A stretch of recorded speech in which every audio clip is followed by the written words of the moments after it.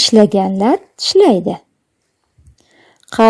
Qadim zamonda quyosh chiqar tomonda ola xo'roz bor edi, har ishda sarkor edi.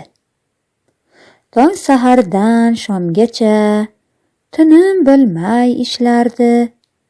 Har soniya, har onin mehnatga bag'ishlardi. Ola xo'roz bir kuni bug'doy topib olibdi. Quvongandan qo'qolab uyiga qarab chopibdi. Bu noyob topilmani un qilmoqchi bo'libdi.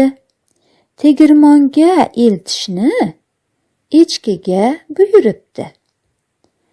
Echkivoyga bu yumush sira yoqmabdi. Bug'doyning boshog'iga qayrilib ham boqmabdi.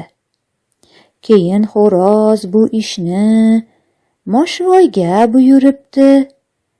Mushuk labini burib, sekingina suribdi. Xo'rozvoy boshoqlarni yelkasiga ortibdi.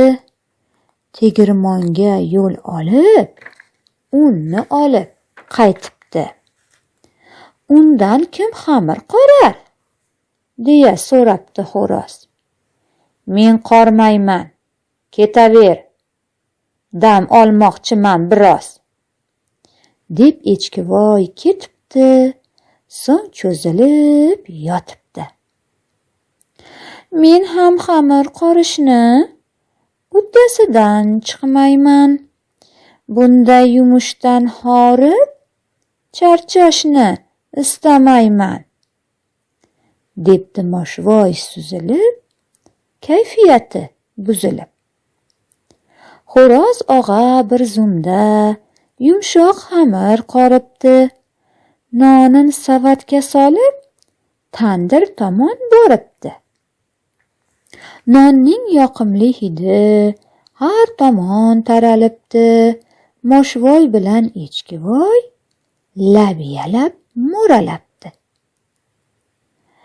Aytingchi, kim non yeydi? deb so'rasa xo'rozvoy. Men yeyman, debdi echki. Men ham, debdi mushukvoy. Yo'q, debdi bobo xo'roz. Mehnatsiz rohat bo'lmas.